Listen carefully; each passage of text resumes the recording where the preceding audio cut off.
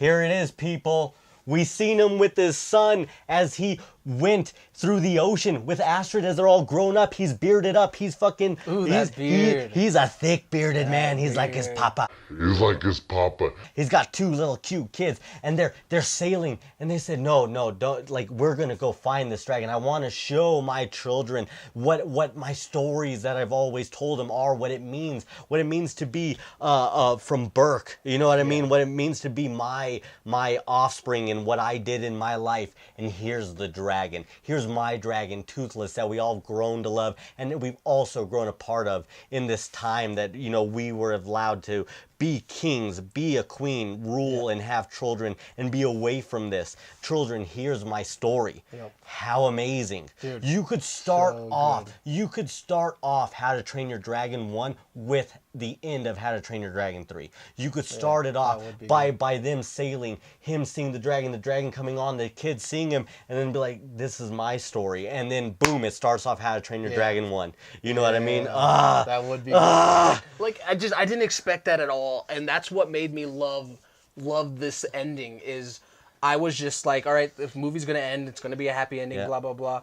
But then it was like, no, like you have to go, and I was like just Toothless, and then it's like, no, and everyone starts taking off, and I'm like, and I was like, oh my god, you are literally I'm getting chills right now. You are literally putting all the dragons away. And it's so realistic. Like, it's such a revamp. That could have happened. Like, they fucking butterfreed us. They butterfreed us, and just let them all away. And then I love, my favorite part is when he's like, you know, some people call them myth, some people call them legends, just like what we call dragons. Like to us, they are legends, they are myths, and it just makes so much sense for the story. And I couldn't have imagined them ending it any other way. Like it's perfect because that's how it would have to be. Like, of course people will want dragons. Of course people will hunt dragons. And if you really love something, you got to let it go. Yeah, exactly. And that's exactly what they did. And I was like crying. So I was good. like, I can't believe this is happening. Yeah. Like, And it felt so right. Yeah. You felt like everything, like, yes, you were surprised all the dragons are going away, but you were like, this is exactly how it's supposed to be. Yeah. And it felt so good to see it resolve. I mean, even taking it down to a children's level, what a good story to see a child, you know what I mean? See, after all these movies, you know what I mean? They could have easily not chose to solidify the end. they could have just had a nice happy ending. Did. You know what I mean? And they choose to do a big time jump to solidify that. Great. Yes, there is no dragons for the next 10 years, you know, however old these kids are, however old they became, you know what I mean? Like, no, there is just a story of no dragons, you know, like, and he it's had perfect. to like prove to him that he was. And I love how Toothless like didn't recognize him at first and was protecting his kids, and then smelled him and he immediately saw his eyes just big widen up and started looking, and then she's just like, he's not trying to eat your dad. Yeah, it was so good. And the kids were cute, you know what I mean? And getting to the 2 things that I mentioned of in the review. Number 1, this was me and Megan's first date ever, was going to see How to Train Your Dragon. The first time we ever did anything together. We saw How to Train Your Dragon at the AMC at the Orchard. It was such a great experience. Probably the second or third time I ever seen a 3D movie. I saw this movie in 3D. I like animated movies in 3D. Was it nice? It is the only way I will see a 3D movie is if it is animated. Nice. Yes, of course. There's so much depth in the movie because they're flying around. It works. It works so many times, right? And yes, it was this, like I said, I wasn't a child, right, when How to Train Your Dragon, but I was in my adolescence. I was like 16 or 17 or something like that, and I learned about this world with Hiccup, right? I learned about dragons. I learned why these dragons should be in the world and why it worked. Yeah. And then 2, right, was a story of more or less about let's solidify Hiccup's story. Let's solidify the world of dragons as well, and how also the dragons work, kind of, right, with the alpha. And also let's introduce the mom, right? That was pretty much the premise of 2. And it worked out because the mom was absent in the first movie, so it worked out really good, making that kind of like that was the trailer, was the mom, right? Was this character that could control the dragons. Who is it? Oh, and even in the trailer it was like, it's your mom. You know what I mean? Like, they didn't even try to fuck around. But you know what? Now I have a kid. Now Hiccup has a kid. And my God, what an amazing franchise that took a full circle along with my life. You know what I mean? Me and Megan are sitting there in the theater, and it ends with him showing Toothless to his kids. It could not have ended better for the situation that I was in. Nice. Like I said, Toy Story ended when I was done playing with toys. How to Train Your Dragon ended when they got married and had kids. You know what I mean? And I think that's so cool. And also, the third movie did not have to be as good as it did, right? How many times do we get movies, especially the third one, that fall so short? You know what I mean? And this was not the case. Exactly, and I think it's because they knew this is the ending. Like I think movies that are good is when they know this is a trilogy, and now it's when they're self-aware, it's done, and that's when they're great. But whenever it is just like, no, we might make a fourth, we might make a fifth. I think that's when they like mess it up. A good example, like Pirates of the Caribbean. Yep, great on those fifth. first three, and then like they made 4 or 5. Shrek even fell into that, right? Yeah. With Shrek, I would argue that it was like 1 and 2. I don't even remember 3. There was 4 and 5 too. Yeah. Yeah. So I get what you're like saying. Puss in Boots. But once you know that like these are our trilogy, Yeah. they do a good job on it. And I definitely love that. Also, How to Train Your Dragon is good because they did not try to stuff it down our throats for the past 10 years. They let them all release 3 to 5 years apart, 3 to 4 years apart, or whatever. You know what I mean? And when they take that pace, it's so much easier to digest, right? And yeah, sure, maybe if you want to watch the obscure Riders of Berk show, then maybe that's what you're into or whatever. And you did get to experience that if that's what you're looking for, but it's not something like a Disney thing that is just like everywhere. It didn't feel like Shrek was at all, right? Shrek was like a video game, and Shrek was this. And actually, what's crazy is there is a Dragons video game right now. Megan bought it, and you know what's even crazier? Not the worst game. Straight up Nintendo Life gave it a 7, and Kotaku wrote an article about it, how it's actually a Zelda clone, and if you like Zelda, and if you like How to Train Your Dragon, this game could actually be for you, and it's not a bad license game. Wow. Crazy, right? So she's playing that right now. I wanted to play it after. Dragons, the New Riders, and what it is actually a gap between 2 and 3. It's like a story of what kind of happens between there. So so pretty sweet. The character is not in the third movie though. The character that you play in the game, the dragon that you have in the not anywhere. Separate. Yeah, it's all separate. Funny. So that's cool that you know they did something different. But yeah, it's definitely like the 3/4 or top down type of Zelda style. You know what I mean? It's not really about riding your dragon. It's about going through dungeons with your dragon. Yeah, which is kind of what 2 was explaining New World and stuff like that. Yeah. But yeah, going back to How to Train Your Dragon 3, like I was saying, a lot of my issues with the movie was I was like, why name this the Hidden World when they went there once and then they got kicked out of it? Like, what's the point?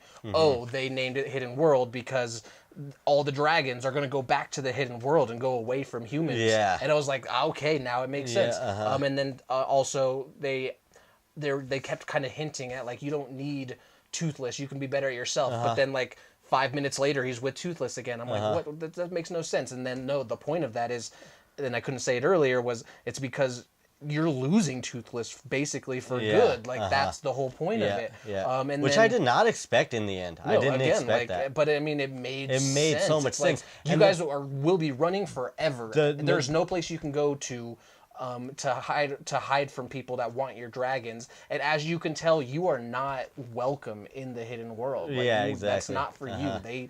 And so like that was the only thing to do. And how good was just the whole hinting and foreshadowing through the whole movie, from the crowded space, the gross stuff falling on people, like just small way how it was overcrowded. And then yes, when they were in the Hidden World finally, and you're looking around and you're like, there's no way they're gonna live here. Yeah, you know what I mean? You're like, there's no way. It doesn't even look like anywhere where you can build stuff. How do you get food? Exactly. So immediately when you went down there, you know, you did feel that. And then when they got attacked, it was very much like, yes, you did start to feel like, and you start to, it didn't exactly become predictable by any means, but in your heart, you knew that it was a story of loss in a sense. You know what I mean? It was going to be a story of, growing up and accepting things. You know what I mean? Another badass part when he's facing the villain at the very end, and he shoots Toothless, and Toothless is going down, and all he does is he takes off the thing off the Light Fury, and he's like, save Toothless.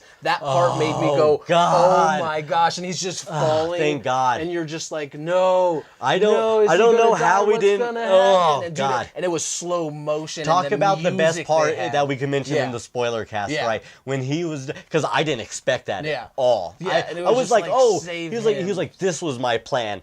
And then I was like, I didn't know if he was gonna be like riding him or whatever, but it was just like, no, save Toothless, boom. And you're just like, holy fuck, like, I yes. can't. And you have that emotion, and you're like, he's gonna die or what? And then it was like, oh nah, he's got the wings, and then the bad guy rips the wings, and you're just slow like, motion, you're just like, you're like, what is gonna happen? Yeah, it was so good. So good. And then came back for him, and then I knew it as soon as I saw him grab on his leg. I was like, he's gonna drop the leg. And going back to fucking Toothless Ragnarok, the lightning, fucking sick. Hiccup with the first time it was when they're all bombarded. He's like, we need a new plan. Yeah, and he's like, what's happening? And it was like, boom, and then it was so cool. Yeah. So cool. Yeah, it was so legit. Yeah, that I ability. wanted to say that in like best parts, but I was like, I can't. I'll have to wait for this one. Yeah, the ability of just like the teleportation in a sense is just so cool. Something that he didn't know that he could do. Very cool. And I did like those moments of like learning. There was small spots in their relationship where it did progress Toothless. You know what I mean? Which was cool. Like I said, mostly it just showed us that Toothless had his own wants and desires, and he was a person, which is what we needed for the end. Like when they got back from seeing the hidden world, and he was pissed, man. He was like, wow, I had to save you, bro, but fucking cock blocking me right there. Yeah, for sure. Bitch. And then it was like, you saw the Light Fury, and go there, and then Hiccup was like, we may not have to go. And immediately I was like, hey, he doesn't get it yet. Yeah. You know what I mean? I was like, no. And then that was also, I was like, oh, this is when it happens. And then and that leads me to the part that pulled me out of the movie. The bad guy, fucking, Toothless, down. Hiccup sees Toothless, boom. Hiccup runs, gets over the hill. Dude has both dragons fully chained up to the fucking gill. Everything chained up. Like, how did you even move the big dragon? You know what I mean? Like, nothing made sense. And then they're all chained up and they're all floating. And yeah, me and Megan were just like, no way he did that in 3 seconds. You know what I mean? Both dragons completely chained up. You know what I mean? I was like, that did not make sense. Such a crazy part of the movie. Yeah, that definitely was a little. Yeah, that was strange. Now that I think back on it. Yeah, but also the rough nut part when she's like, oh yeah, people say I have a long face, but look at your long face. You know what I mean? And talking shit, and then she's just like, and that's all we have on that stupid new island, and drops the hint. And you're just like, ah. But then she kept going, and she's just swinging, talking, like, Sansa talk too much, and what a good part of the movie. Yeah, that part was great. Like, I hate people that can't stop talking.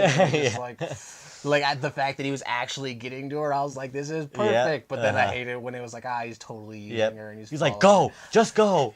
I never look behind me. It's like, no! Instantly, he was like, shit! And it wasn't even funny. He was like, fuck! Yeah, just like, damn it! You're right! Yeah, no, they're Rough here. Nut, Tough Nut were so good. Yeah. His fake beard. His fake beard. And then it gets cut at the end, and he's like, no! He does all badass. Like let's think about it. Which person was on a ship on the sea and yelled no to the sky better, Sora or Tough Nut? You know what I mean? Right. Which one was it? Yeah, Plus Tough Nut was great with and he ruined boy talk or man talk. Ruined man talk. Yeah, so good. That was so good. Yeah. Also, just the whole insinuation of marriage was so funny. Yeah. You know what I mean? It was like, hey, bro, and he's like, you can't really do the pep talk good. And he's just talking shit. He's like, yeah, you kind of look like a string bean, and he's like he talking shit. Yeah, it was good. And that was another part that I was a little iffy on was their Astrid and Hiccup's relationship, and that's why I kind of mentioned at first that I was like, it felt kind of weird, and it was weird that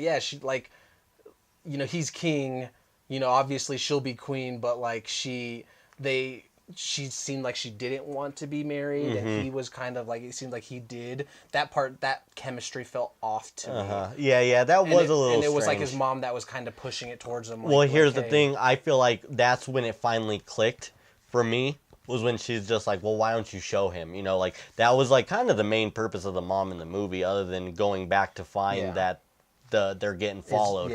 But when she's just like, no, well then show him that he doesn't need the dragon, you know, and that's when it did click, and she was just like, come on, let's go, we'll go find him, you know what I mean? And that's when I was like, oh, cool, like that was that first moment I was like, nice, you know. But it was strange, and it was funny because it's meaningful cringe. They tried to make you do it, but yes, them bringing up the marriage from everybody. Oh, so I hear you're going to get married. Oh, I hear you're going to tie a knot. Things like that. It was just like, oh, man. Like, maybe it wasn't marriage, but we've all been in that situation before to where a lot of people want something from us, and you totally felt that from the characters. You know what I mean? Like, whether it was from school or a job or your parents wanting something, or maybe your grandparents hear that you wanted something, you know what I mean? And everybody's pushing you to that thing, and you're like, oh, no, you know? And, like, I felt for Hiccup definitely in that point. But, yeah, you're right. It seemed like Astrid didn't...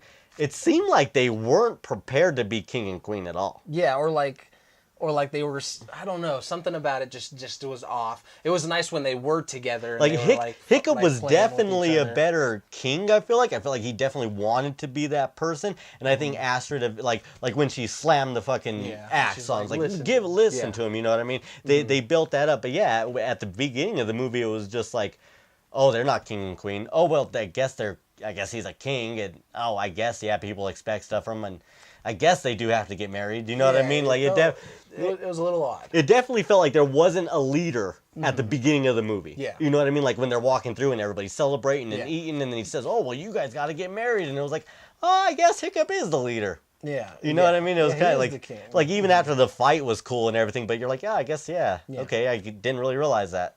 Like, and then, which also what made me question, where was the mom in the first 15 minutes? Like, I thought we would have saw mom right away. Yeah. You know what I mean? Well, but and the part of me was like, did she die too? With that's what I had to remember. It made you second guess it, and then finally she walks up and takes off and says a couple lines, and you're like, okay, you're in the movie. You're still alive, yeah. But other than that, I mean, did you know the Rotten Tomatoes of the movie? Yeah, actually, I was surprised. Dude, I went to I was go so watch surprised. It, I was like, 90. I'm not gonna lie, dude. I thought it was gonna be in the 40s. Like I said, I thought that this podcast was gonna be like, oh, it was good in this sense, and I would watch it. But maybe if you're not into dragons, don't watch it. But this movie cemented that you need to watch the How to Train Your Dragon trilogy. Yeah, you need to watch the whole series. That's what this movie does. Yes, exactly, and that is what it is. Is like I don't think I'd be able to promote that if the movie wasn't too good. It's like if you've seen the first one, you should watch this one. If it was the first and second one alone, watch the first, watch the second, watch the third. If you haven't seen any of them, do it. Yeah, just do it. It's such a good ride. Yeah, it's such a good adventure. Especially that first one, man. That first one was so good. Yeah, and yeah, just they nailed the characters in the first movie, which works, right? You know what I mean? And then, it's funny because you think when you see young Hiccup, and then when you watch the first movie, and then you're like, oh, this was probably just 2 years before. Like he's a very scrawny little dude in the first movie, exactly. You know what I mean? So with his dad still not liking him. And that's what's funny too, is like that kind of carried on throughout the whole franchise, right? In the first movie, the Viking helmet doesn't fit. He can't carry the sword, the shield. He's scrawny. Like, how does he fit into this Viking thing? And even in the third movie, in the end, it was like, are you king? You don't look like a king. You look scrawny. It doesn't look like you could fight. You know what I mean? Like, what? But you're badass. Yeah, you're badass. Yeah, the beginning of the movie, man, when they're all swarming down and they're all in masks. When they're attacking, for sure. This is dope. But then you got immediate doubt with the bad guy came in, and you're like, okay, well, how good is Hiccup? Yeah. You know what I mean? Like, can he even make the right decisions? Is leaving Bert the right choice? Yeah. You know, like that was interesting to see. Like, I'm not too sure if it is. I enjoyed how they ended up living on the first place they stopped. I did not expect that at all. You know what I mean? I totally didn't expect that. Like, especially because they kept telling you, no, this isn't where we're going to stay. No, this isn't where we're going to stay. And it's just like life. You totally plan for these things, and things happen a different way. And that movie totally pushed me to believe things were going to happen, and they happened a different way, which made it good. Yeah. You know, so. Yeah. Didn't know it was going to end the trilogy. Yeah. Didn't know. Yeah, I didn't know. Glad they did it. Yeah, it was great. Do I want a new one? No. Personally, no. Don't do it. Like, just leave it. Leave it. Yeah. Don't make a fourth. Megan wanted a after scene credit of the two children riding two Black and White Night Furies just away.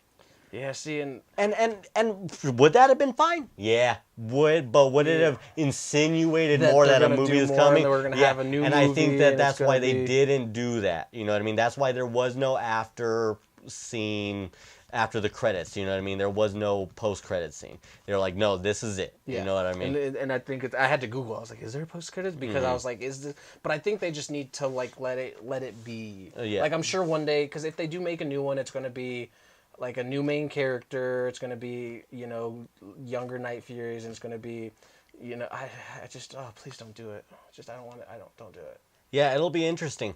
What will be interesting is the only way I think it succeeds, right, is if Hiccup and Toothless take a legendary backseat, right? Yeah, and I can see that work. Right, and like I said, like this they has to are be in down the the line. movie. Yes, but they're more of like a legend. Maybe you barely see them, things like that. Maybe it's not even tied to Burke in a sense. You could do things, but I mean, you can't make a movie of Hiccup and Toothless. No, you can't. You can't. And you can't make a movie without Exactly. You can't do either. Yeah. Like that was their Yeah. ending. Don't do any more. If you make new ones and they're not even in it, fuck you. Like Yeah. don't do that. Yeah. Like it would be very hard for them to make a new one. And I mean, really, the very hard. only But I feel like they're gonna fucking do it. the only plot line I could see is just like, oh, my father told us this. We know this. There's a hidden world. Fucking someone found out about it, and they go to finally make the dragons extinct. The plot of the movie is to go to the hidden world to finally wipe out the dragons. We learn where they are. Dad told us about this. This is what Dad cared for. Maybe one of Toothless's dragons has to leave the hidden world or something. Yeah, and they find them, you know what I mean? And they do very much like the eel scene, you know what I mean? Things like that. They could play with it. Has to be down the line though. And the only reason why I think it could work is because they made a very atypical, what I thought it was going to be a third movie, fantastic, right? This had all the beats to be such a stereotypical third movie, man. The relationship finally, you know what I mean? Oh, this is where we're all supposed to go and live now, It could have been so fucking bad. It could have been so bad. It really could have been.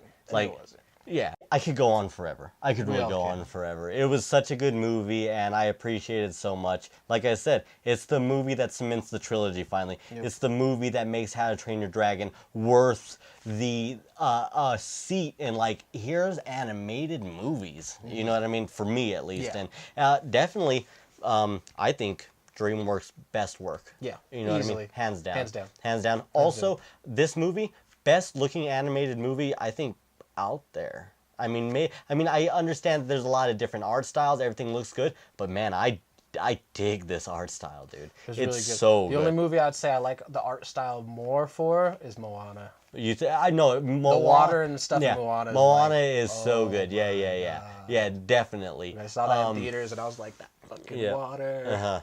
And something and really the only thing that I probably don't like about Moana is actually some of the character builds. I just think that if I drew a Pixar movie, it would be Moana characters. I don't know if that makes sense. I also don't like the chicken as much as everybody else. The chicken's stupid. So stupid. Yeah, no, fuck. I work at Target. But so no, I have to and deal with that also, chicken all the time. How to Train Your Dragon isn't actually about the character build itself. I love How to Train Your Dragon 3. I think it's the best looking movie out there right now, animated wise, because of the armor. Yeah. It looks so detailed. It looks so good. So, everybody, thanks for joining us for Screen Time Plus Review. We hope you had a great time. If you didn't know, you could find us on Instagram and Twitter at GBW Podcast or Facebook.com/Fandom Talk. I really appreciate you being here. We're going to make some good old new content for you. Like always, keep checking back. Hit the subscribe button. Comment, like, let us know your favorite part of the movie. Let us know your least favorite part of the movie. Let us know what we got wrong. You know what I mean? Like if we got a fact wrong or if we got an opinion that is shit, let us know. We really appreciate all the feedback. You know what I mean? Man, like the comment section. Probably most about Moana. Really, right? Yeah. I mean, at this point, it's going to be Moana. Like, why is everyone talking about Moana? 0.2% of people make it to the end of an hour video. The 0.2 is going to fucking rip us on Moana. Yeah. So, thank you for joining us. I'm Oscar. This is Steven Scotthorn. GBW out.